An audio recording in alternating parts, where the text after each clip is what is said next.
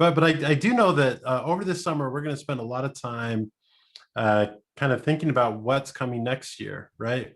We all need breaks.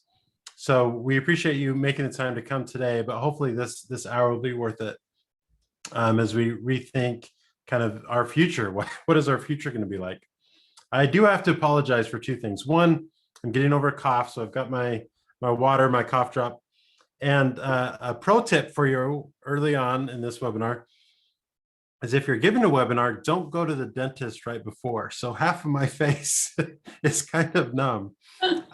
My daughter was very I told her I was going to go get a crown. And when I came back, she was very disappointed that I wasn't wearing a crown. So, but thank goodness for dentists, right? Okay, so let's go ahead and get started. Chrissy, do you want to introduce yourself? Sure. So my name is Chrissy McLaughlin. I am a 6th grade advanced academics teacher in Fairfax County. So this is my most unique year, as I'm sure it is everybody's, but it's my 20th year in education that I'm wrapping up in 8 days. So excited. And so I met Jared because in 2018, I graduated from the master's program at George Mason. So I got my master's in blended and online learning, and it came in absolute handy. I was able to use technology in such an amazing way in my classroom leading up to the pandemic. But when the pandemic hit, I felt like my kids were so prepared and we were ready for this. So it has been a long year, but I am so grateful to Jared for everything that we learned in the program. Anna, did we figure out the closed captioning?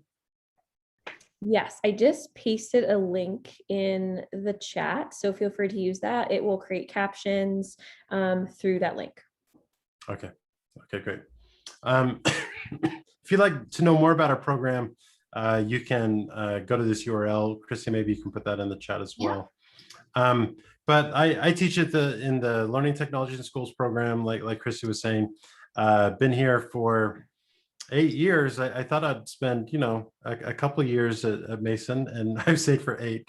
But I really love it here. Originally from Utah and Idaho area, and taught 9th grade there for 6 years. I'll also say that I'm the 3rd generation teacher. So my grandmother taught, my mom taught, my dad taught, my brother teaches. Like I'm from a family of educators. Okay, so let's take a minute just to rethink this last year just for a little bit. And I think this video kind of captures it. Some people like to climb mountains. I like to build planes in the air. I grew up wanting to be on a wing, wanting to be up this high. Sometimes the temperature up at altitude will reach 60 below. It's brisk, it's refreshing. You never know what you're going to come across up here. Canadian geese, mallards, owls. These people back here, that's why I come to work. That's why I build airplanes in the sky. We're not just building a plane here. We're building a dream. I love this job. I do a lot of things up here. When I look over there and I see that little kid, the look in his eyes, that's all the things I need. So who had that feeling this last year, kind of like you're building a plane as you're flying it? I think we've all felt that to some degree, right? Our hearts were in the right spot, but we were really put in an impossible situation. But what was really amazing about this last year is that there was a lot of good things that happened. So I asked my students the other day, I gave them a space in a Google form to just list words that they felt like encapsulated this year. And so this is what they came up with. And it just made me so proud to see they felt like this was a successful year. As hard as it has been and how unique that it's been, a lot of learning happened, a lot of independence, creativity, and organization. A lot of them got so independent with organization. It was a unique year. They learned so many tech skills. We had a positive disposition going through. So we really got close as a class community and family. And I don't feel like there was much loss this year. We were really able to just kind of make the best out of the situation. And I'm really proud of my class. So I think at the start of COVID pandemic, I had an activity with my students where we did COVIDtudes, which is kind of gratitudes during COVID. And obviously there's a lot that we did not like during this last year, but there was a lot of growth that we can kind of take with us as we move back into the classroom. Before the pandemic, I kind of binge watched all of Marie Kondo's Netflix series. And so as we kind of think about this last year, what should we keep? What sparks joy for us from this last year? And to kind of help us along that path, we've identified four things to consider when we're considering what to keep from this last year. So the first E is using technology that enables learning, using technology to extend learning, using technology to engage students, and then using technology to elevate students' learning. So the first question is, how can we continue to use tech to enable learning activities? So here's one more video clip. This is in German, but basically all you need to know is that a daughter got her father an iPad and she's asking, do you like the iPad?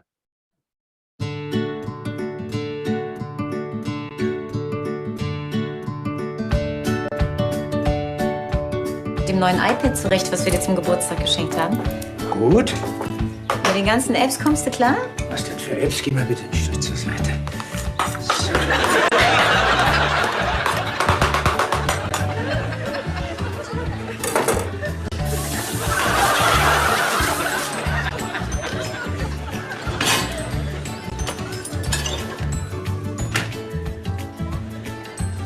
Was ist? So is that a good use of technology? So in the chat, tell me if you think it's a good or bad use of technology.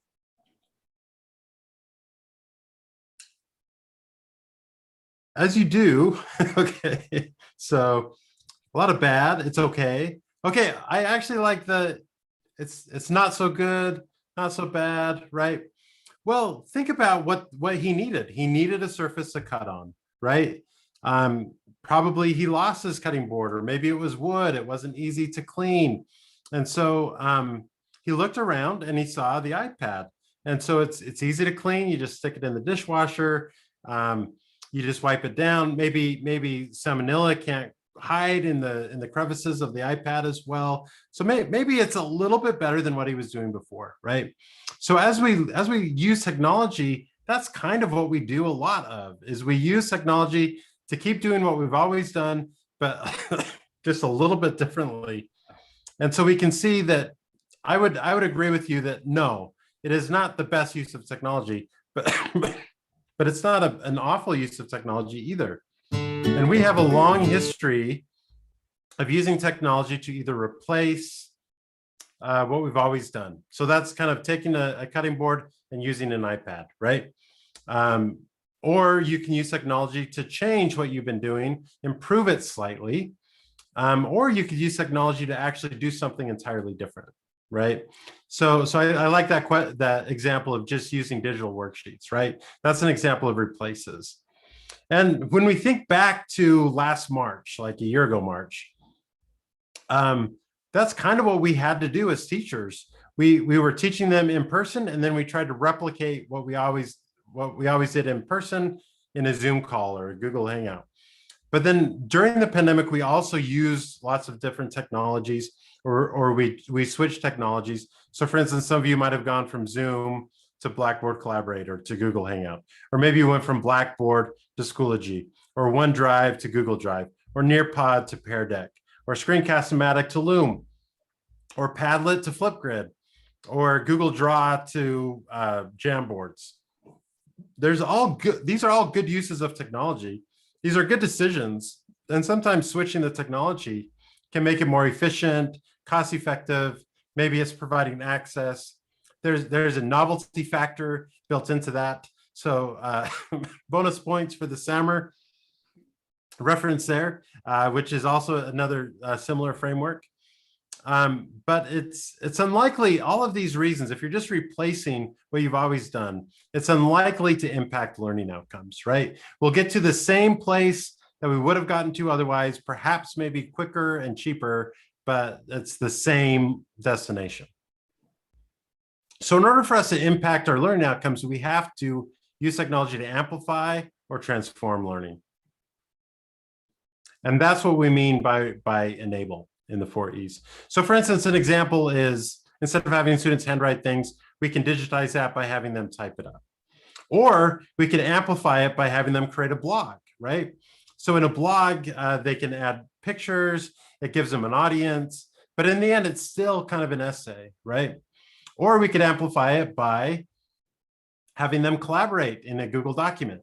And so then that way, they can collaborate. You can provide them feedback in a more conversational way. So it's still an essay, though. You're amplifying it with technology, but it's still an essay. Or instead of writing an essay, you could have them create a video. So now we're getting into the point where this really isn't an essay. Maybe they're writing a script and things like that. But the way that we're assessing their learning has been transformed. So that's what we mean by transforming learning activities. Let me give you one more example. So this is actually my daughter's map. So the teacher that assigned her this could have just had them label it online, right, in a digital map. That would have been just replacing what they've always done. Or they could have amplified it by embedding like video clips or photos of the different continents, right? Or you could transform the assignment, and instead of just doing a map, you could have them create an entire website for extraterrestrials visiting Earth. And so a year ago, extraterrestrials felt like they would never happen. And now there's all these UFOs that we see on the news, right? So maybe this would become an authentic assignment pretty soon. So can I say, Nancy said in the chat that it's okay to use replacement, and that's absolutely right, correct. And yes, it's okay. Like, we can't always have our students living in that creative, transforming world. They love it. And that's where, like you said, the growth happens. But of course, it's okay to do replacement sometimes. You really have to think about what your goals are and where you want to go with the activity and what's the right thing for the learning that you need to take place. So, but I also like that she said it's about, moving beyond replacement. So thinking about how we can stretch and grow and change things. Exactly. So here's another example. I remember when I was a kid, I had a pen pal, right? And then when internet and email came along, pen pals turned to e-pals, right? So that's basically just replacing what you've always done. It's faster. So certainly, like Nancy was saying, that's a good use of technology, right? Of course, it's cheaper, it's faster. Why not? But then you can also kind of transform that experience a little bit using these grid pals. Has anyone done grid pals with Flipgrid? They have an entire network where all these little dots are teachers looking to connect with someone else around the world. And then you can see how they can really connect with videos, show them their school, all types of things, right? Another thing that you can do that's a bit more transformative is you can do mystery Skype. If anyone has done mystery Skype, I'm going to show you just a little bit of this video. Oops.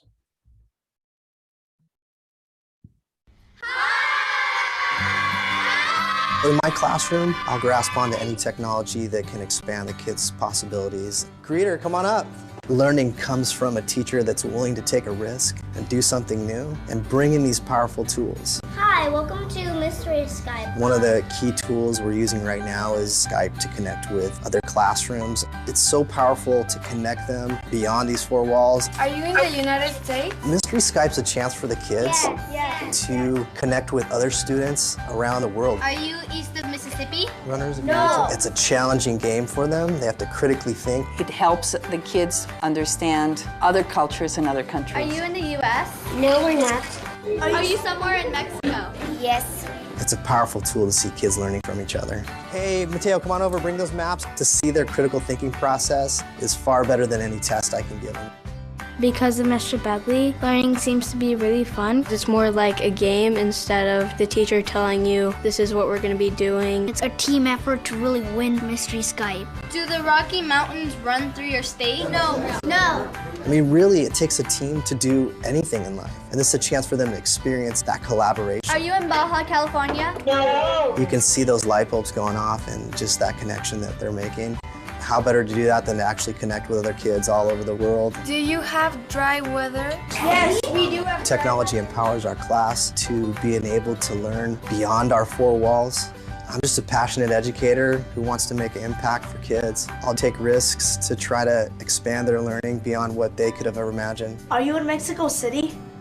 Yes, we are.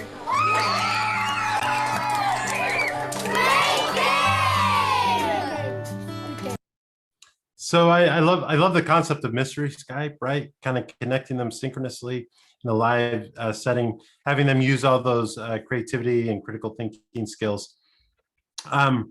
Just a note of housekeeping here. A lot of you are sharing lots of great things in the chat, but I think the default might be just to panelists, which is us. So if you could switch that to panelists and attendees, that would be great too. This is another way that technology was used to enable an activity. This was a classroom of fourth grade students. They were learning about internment camps, Japanese internment camps during World War II. And so they had a guest speaker, people that actually survived the internment camps as children, talked to them about it, and then they actually wrote letters and then shared their letters with those guest speakers using VoiceThread. And then the guest speakers could actually comment on the students' work. And this is just one comment that one of the internment camp survivors made on this student's work. Amanda, this is Reiko talking, and you know what? When you were talking about lack of privacy, you know what I remembered, and I was only a little girl about 8 years old. It was so embarrassing to have to go to the toilet in front of everybody. There was no doors to close. There were no walls on either side of the toilets. It was just toilet after toilet. And it's embarrassing to have to go in front of somebody, but then you have to watch other people go. But you know what some of those ladies did? They got very clever. Some ladies got paper bags and they cut out holes for their eyes so that people couldn't see who it was that was sitting on that toilet. And then some ladies did something more. They got cardboard boxes and they sort of opened them up, and then they wrapped it around them like skirts, so they could have some privacy while they sat on the toilet. And then Japanese culture stepped in here. Some of the ladies started painting and coloring very nice designs on their little skirts on these boxes. And then it became competitive to see who could do the best and the most beautiful boxes to put around their toilets. Wasn't that an interesting thing? Well, I thought you might like to hear that. So that was my story to you. And thank you very much for being on this project. Bye. That just blows me away. I've probably heard this 50 times, and each time I get cold chills kind of hearing that person comment on that student's work. And I actually reached out to this teacher that did this and spoke to her a little bit, and she said that was the hardest group of students she's ever had, but they did this project and everything changed in the class, right? So it's a great use of technology. She wasn't digitizing what she would have done otherwise. The technology was core and to the activity, and without the technology, it could not have happened.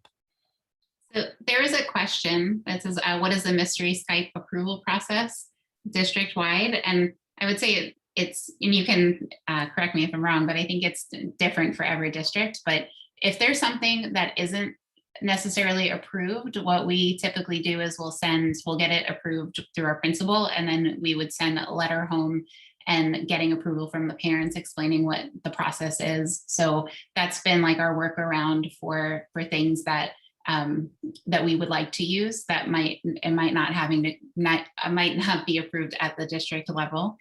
So I'm not sure what it would be like from place to place, but It doesn't hurt to ask. Yeah, and that's the thing is each district is different with these. And so there's typically someone in your building that knows the answer. And so when you're trying something new or new technology, I would always run it past them. But I think that for the most part, they want students to have these experiences, and we'll work with you. We had another teacher who Christy knows quite well. She ended up taking her students on a wild safari through Wild Earth. And so they could actually submit questions, and the safari guide would walk them through and see all these animals. There was some people's birthday and wish them happy birthday, you know, things that you just couldn't do otherwise. So it's not the same as going on a safari, obviously, but that wasn't an option. And so this really enabled a learning activity. This is another student in our program, and she really did a fantastic job. She was teaching a high school health unit on gangs. And so this is what she did. Okay, hi students, this is Mrs. Cusson, and today I'm in Fairfax County with a detective doing a ride along so I can show you some of the information that we've been going over in the ATOG unit and how it relates to our gang unit and injury and violence prevention.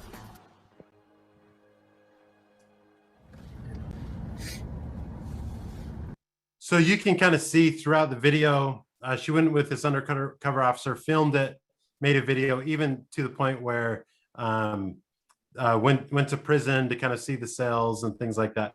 But what I loved about this is you would not want to take students into some of these areas. And so she was able to kind of show what those environments were like in a safe way. So technology really enabled her to do things that she wouldn't have been able to do otherwise.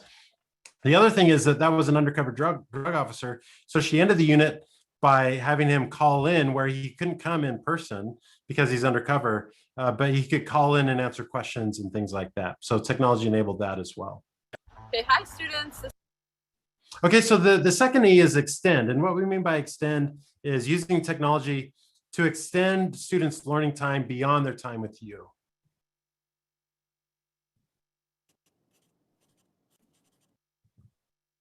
Chrissy?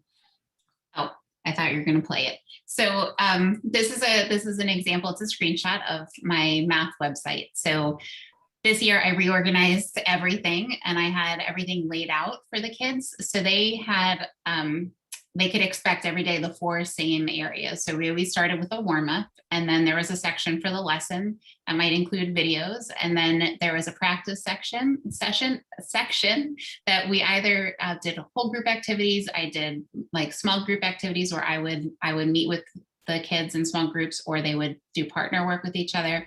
There's always something set up. And then there was always like an independent. So if I had a fast finisher, I always had something else for them to work on.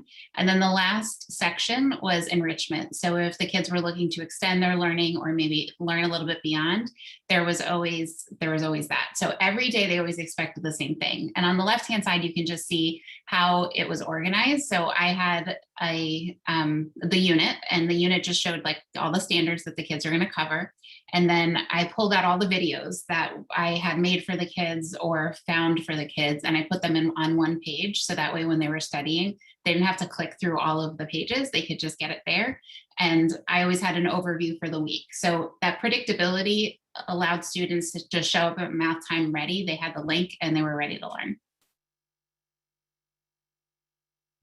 And then this is just a snapshot of my Google Classroom. So something that I learned over time this year was I decided to chunk everything by week, and I had all the assignments for that week listed below it.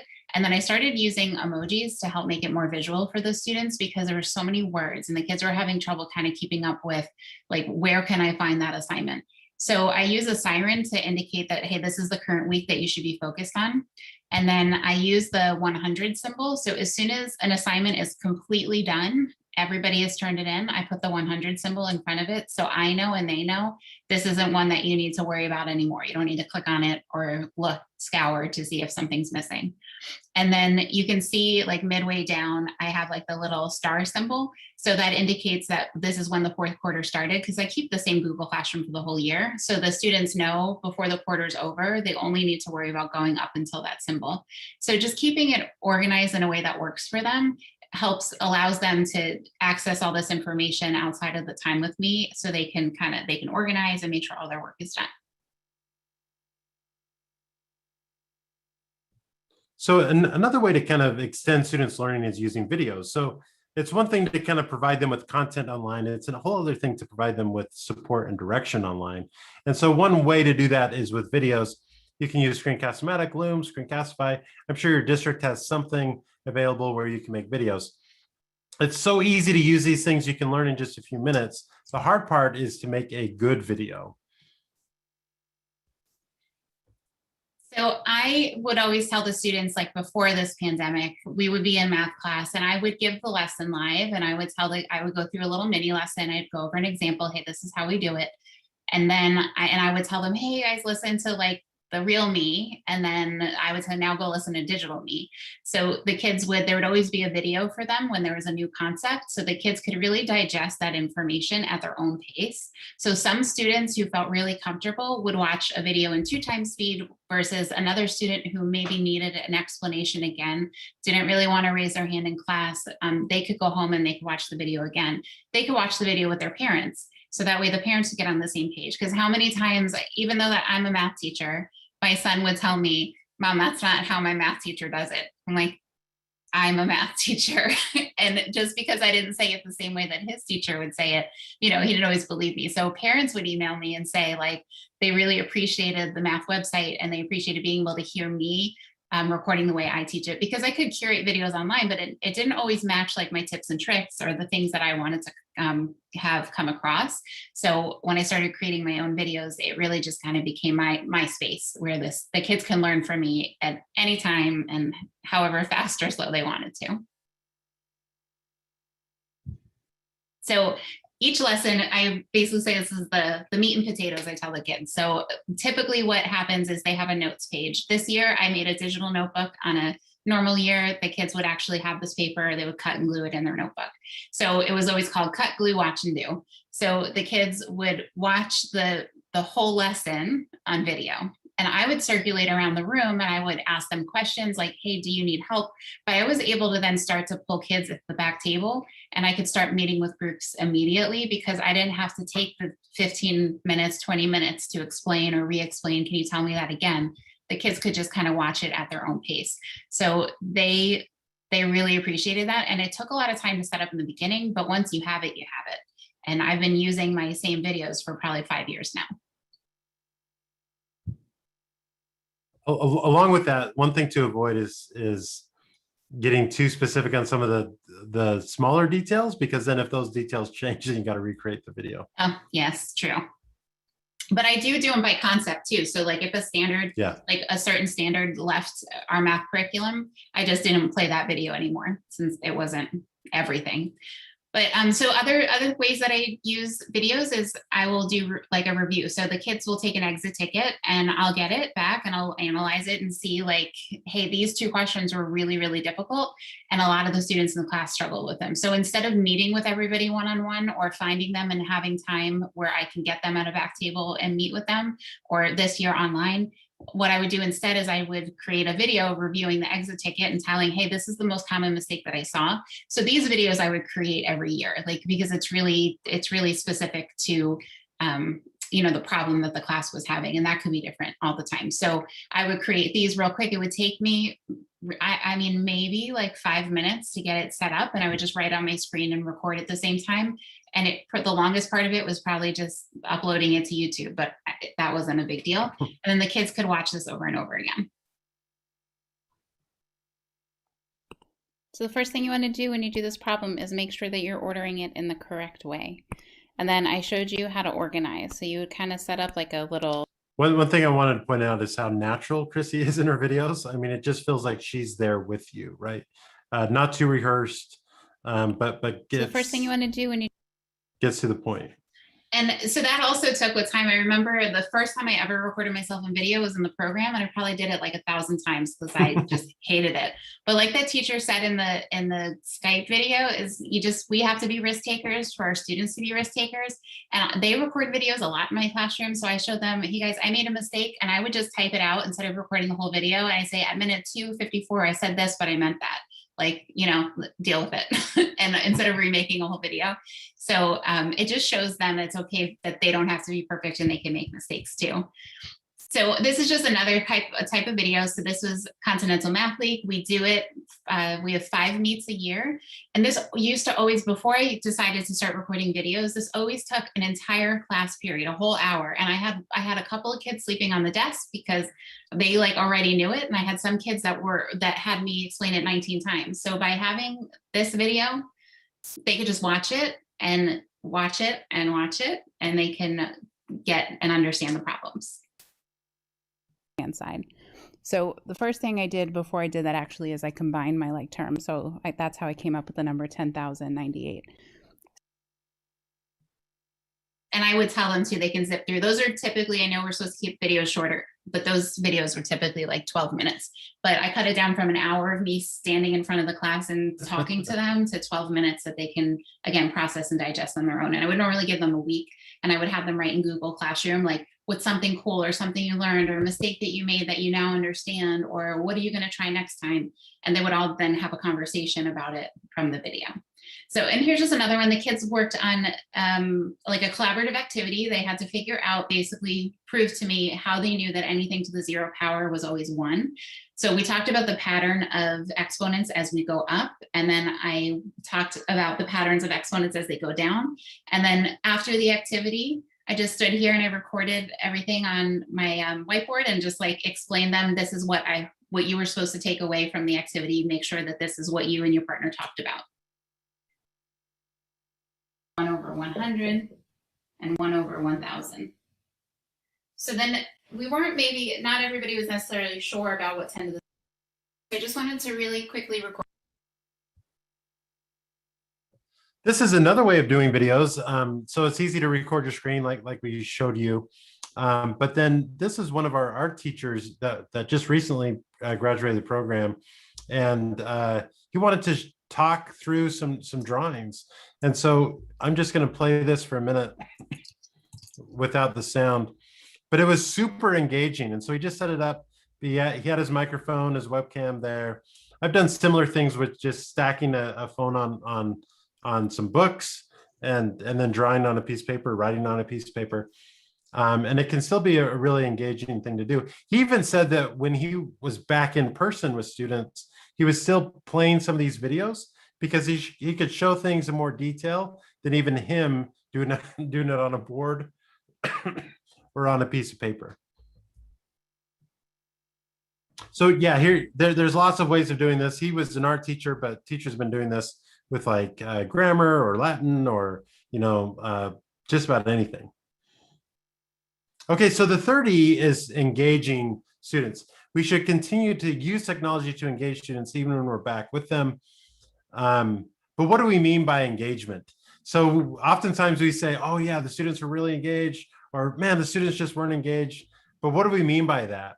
Typically, when people say engagement, they mean 3 types of engagement: emotional engagement, behavioral engagement, and cognitive engagement.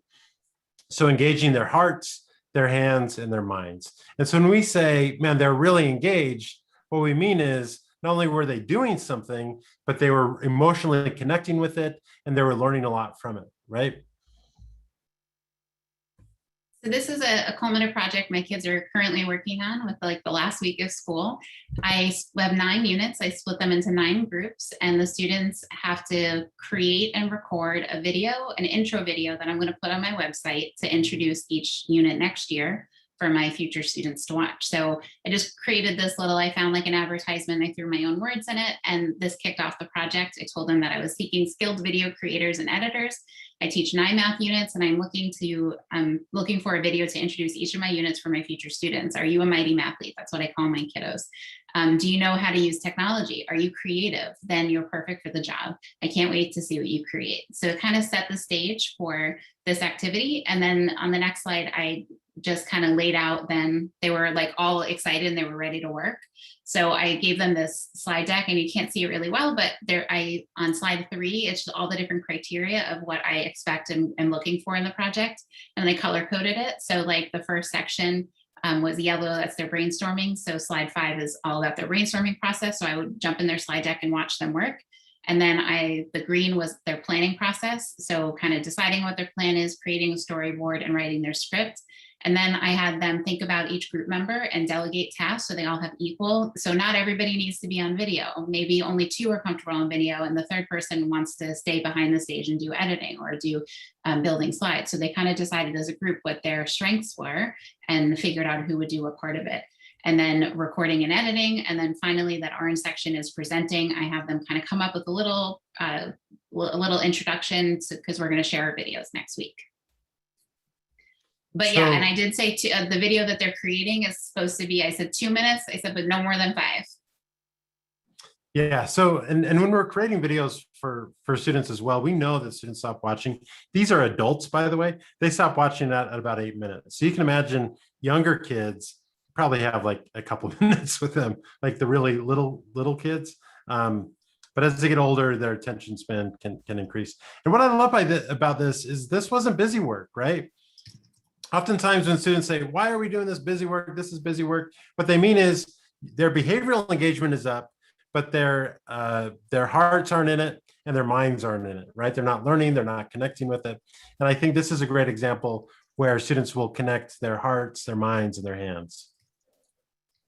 One way to engage students is to personalize their learning, right? So giving them choice over their place of their learning, the time of their learning, the pace of their learning, and especially the path of their learning, how they reach mastery of the learning outcomes. So when we look at behavioral engagement, we can use the PIC model. So is it passive, interactive, or creative? So passive examples are watching a video, reading an article, listening to a podcast. These are all good uses of technology, right? But we can also use technology to interact with them so they can communicate. They can communicate with you, the instructor, with their peers, with people outside of the classroom, or they can interact with the technology, maybe playing interactive games or things like that. But it's also really powerful when we let students to use technology to create. So their relationship with the technology is that they're using it to create something. It might be creating an essay or a presentation or a video, as the case that Chrissy was just talking about. All of these are good, but if we're only at the passive level, that isn't good, right? Like we need to have a balance between all 3 of these things. So again, all of them are important. Oftentimes, teachers will talk about how they're using technology and they say, oh, but that was just passive. Well, that's good. Passive use of technology is fine. That's really good. And sometimes that's the best thing that you can do. You couldn't always stay at the creative level. That just wouldn't work, right? So we have to have a balance of all 3 of these. So what do you notice about this photo? So go ahead and put in the chat and to the panelists and attendees, what do you notice in this photo? Okay, hands up, right? How many hands up? I see 6 hands up. How often do you get 6 students wanting to comment, right? All on the back rows. That's another really great observation, right? No computers on desks, nothing like that. This was actually a guest speaker by the Air Force. So someone from the Air Force came in, they're off camera a little bit, but everyone is really engaged, they're raising their hands, which I think is fantastic. The problem is how many people can comment at a time? 1, you know? So you can see, look at number 6 and 5. They've been raising their hand for so long, they're using the other hand to prop it up. So oftentimes it can be really frustrating when you want to participate and you can't participate, right? So I think a lot of us can't wait to get back into the classroom and to have these like conversations again, where we feel like it's really high energy, and sometimes they are, but it's really hard to connect with every student or have every student participate. And look at this student right here, basically falling asleep. Maybe his hand was up 5 minutes ago, but he realized he couldn't participate the way he wanted to. And so he disengaged. So that is not that student's problem, right? That's kind of, as a teacher, we need to rethink our discussions and how we're interacting with them. And technology can do a lot with that. So maybe instead of having a whole class discussion, we can think about using Flipgrid or discussion boards, depending on the age of the student, or a Padlet activity where everyone can participate. Or maybe we start discussions in person and move it online and then wrap it up in person again, right? So as we're thinking of how we're going to engage students in interactions, we really need to rethink what we do. And I'll just share one more example. My nephew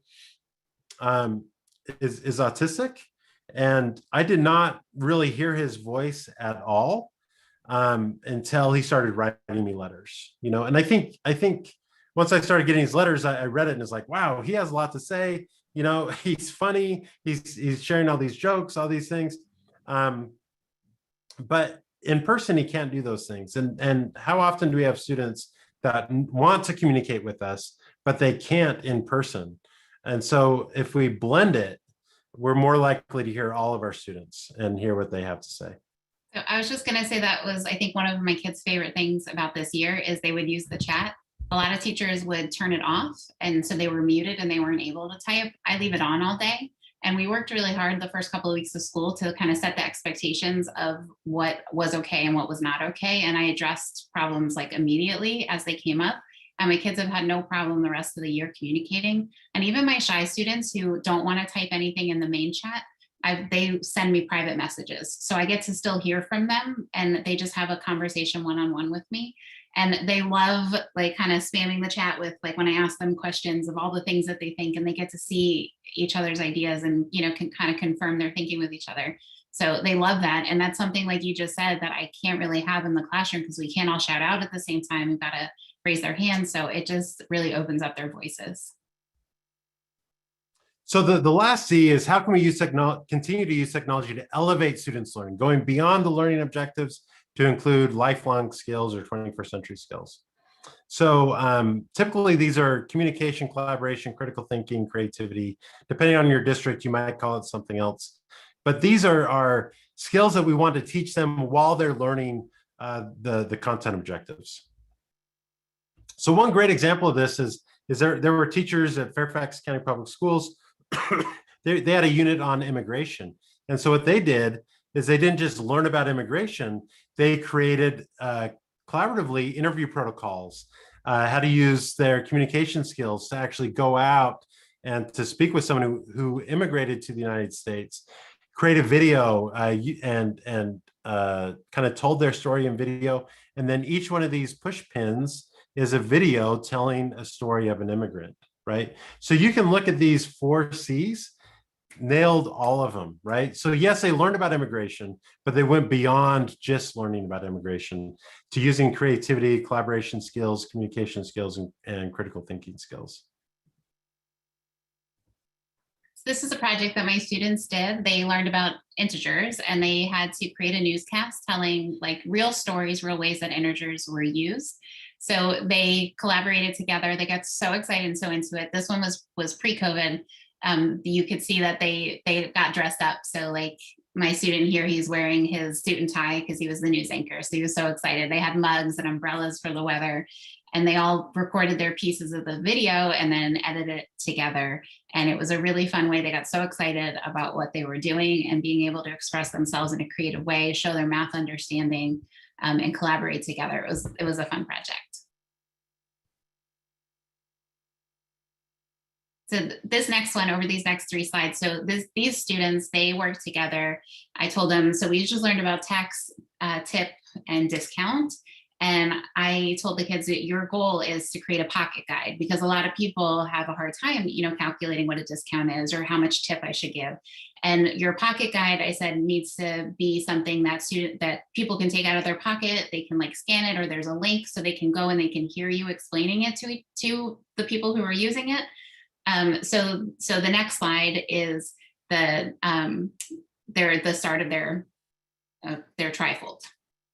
So they have an introduction, they have some hints, and then on the following slide, this is where they had their characters explaining what tax and tip is, and they kind of gave us an example and walked us through what discount is and how they can use mental math to figure out things like 10% and 5% and 20%. And then if you notice on the slide above, I went by it too fast, but on slide 79, there's a scannable like QR code. So people could use their phone in their pocket guide and they can use the QR code, and the kids recorded themselves talking people through each step of the process. So it was a really fun project for them, and it was all with technology. So this is another example. My students were creating poetry. So we learned, it was a poetry unit. We learned all about the different forms of poetry. And instead of this year saying, you are going to write a poetry book and you're going to have haiku and you're going to have, all the different kinds that we learn, I just said, like, we just wrote every time we learn something, just write what comes to your heart and like what you're excited about. So this student, she wrote a poem about herself and like her growth and who she was. And I said, well, how do you want to display it? So she thought about it and she went home and she had some yarn. I gave her the yarn, but she went home and she created the structure of the tree, and she printed out tiny little pictures where she hung from the tree, and you could see she braided the roots and she put pictures of her family in the roots. So it was all talking about who she is and how you see at the very top that she's still growing and she's still becoming herself. So she's very artistic, and she chose to express herself in this really cool, unique, artistic way. And I love this example too, because Chrissy gave her choice, right? Some of it could have been using technology. This is an example that didn't use technology, right? And so sometimes that is the best choice. But technology kind of broadens what's possible. So this is an example that my students did this year. We just finished doing our research unit. And if you click on this, Jared, it'll open up in a new tab. Oh, I'd have to click on it. Oh, that's a shame. So she basically, what she did is she researches Bermuda Triangle, and she created these characters, and they're all self-drawn. So she did. Thank you. She did, she had the newscaster speaking, and she did everything just on her computer. She worked on it, and then she animated the whole slide deck. I didn't think about that it was in my FCPS. So that's a bummer. It's okay if you can't get to it quickly. Sorry, I'm not logged in. That's okay. But she was so proud of it, and she was so excited that I was going to use it to share. Okay, this is a different project. This is again for poetry. So this student, we learned about ballads. I'm like, you don't have to actually create a ballad. Like, who can create a ballad? Well, this girl not only wrote her own ballad, she also recorded herself singing it. Amazing. So you have to, if you listen to just like the first little bits of it. From when you're born to when your bones are gone, memories will be inside of you. From the first day of second grade to the last day of mowing the lawn, what sticks to you like super glue? I cry whenever my students turn things in because it's amazing. I would never record myself singing. I don't even want to let my family members hear me sing, right? But that was her wheelhouse. That was something she felt so confident in. So when I give the kids choice, they pick kind of where they want to shine and how they want to display their knowledge. It's so cool. So this is another one. The students they created a review site at the end of last year to review, like I'm having them create videos this year. This review site was like a place where kids can go. So this kid created a video about inequalities, and it's so cool. No talking at all. He recorded his Google Slides that he created.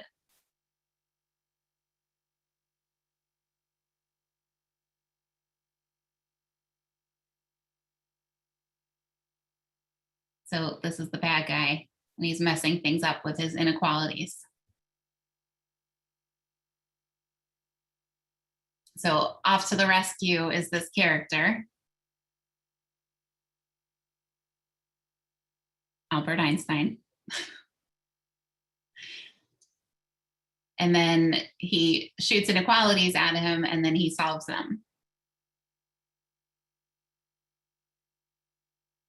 He worked so hard on this to be able to create all of these animations. It was just really fun.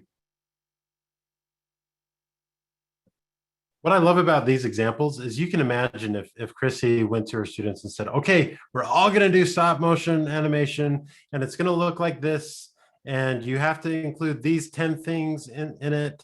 And here's the rubric, laying out every little teeny detail. You would have kids just so upset. You'd have parents upset. But what she didn't do that. She gave them choice in what they were doing. And I think that's a great way for them to kind of engage with the learning process, but then also develop these 21st century skills. Yeah. This next one is also an animation, but it's a student who's super quiet in my class. He didn't really speak up very much, and I had no idea that he could do this. So he was actually the first one to create the animation, and what you saw on the slide previously was he inspired somebody else to do it, to learn from him. They were in 2 different years, so I always show Alex's function video, and then the other kids are like, oh cool, I want to try that. So they got inspired. But Alex, and this was hysterical, and his animations are brilliant. So he created this character, he's taking his dog for a walk, and then he bumps into the function machine.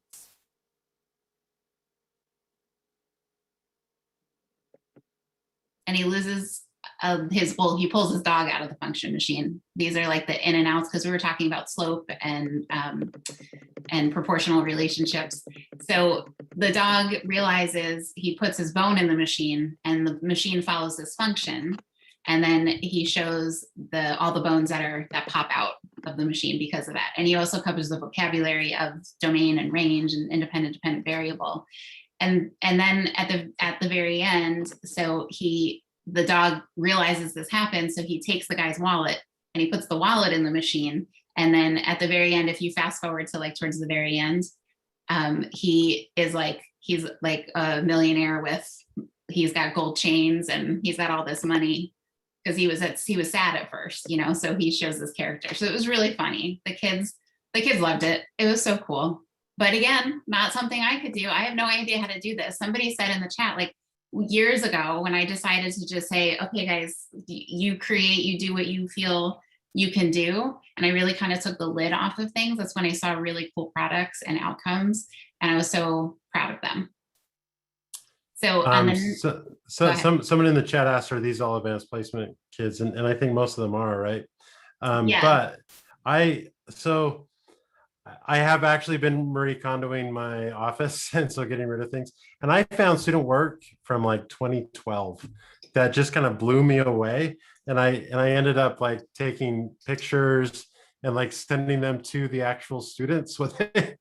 Like, can you imagine your history teacher sending you a Facebook message 12 years after the fact with your 9th grade assignment? But what I was reminded of, these were not like advanced placement kids that did these amazing things, but I gave them choice in how they were demonstrating their learning on the Peloponnesian Wars. And some of them created these amazing comic strips, And so,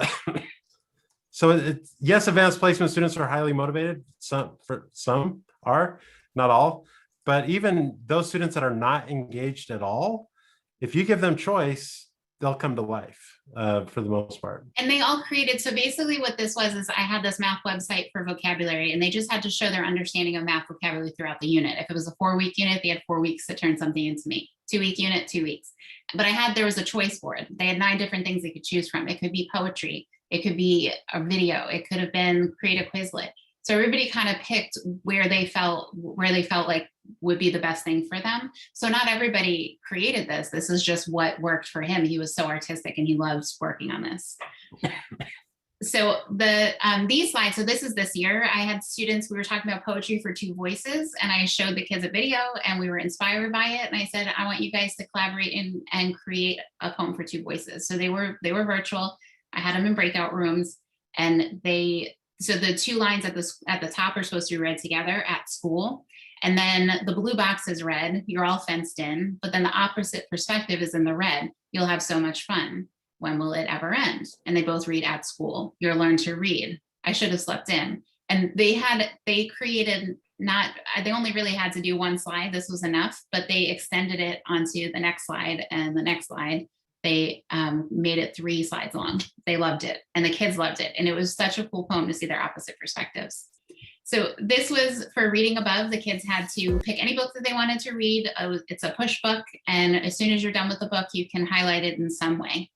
Anyway, it could have been an old school book report. It could be a mobile, like it could have been a video. It could be anything that you want to do. So this girl she took clay and she created the characters, and she did this with her father. She said they had so much fun creating together, and she made a house for the character, and she just tells the story of the book and with her characters. It was so cool. And she recorded it in her backyard. So this is another one, a student. So she is actually an actress. So she goes to like acting school. So when I had her create her reading, or when she created her reading above project, she chose to act. So she again did this with her mom, and the mom emailed me. She said, thank you. I love, she's always looking for opportunities to kind of work with her daughter. So she loved it. The mom played the role of a therapist, or like a psychologist. And then my student, she played 3 different characters from the book. And it just is like a conversation back and forth between therapist and client. Super cute.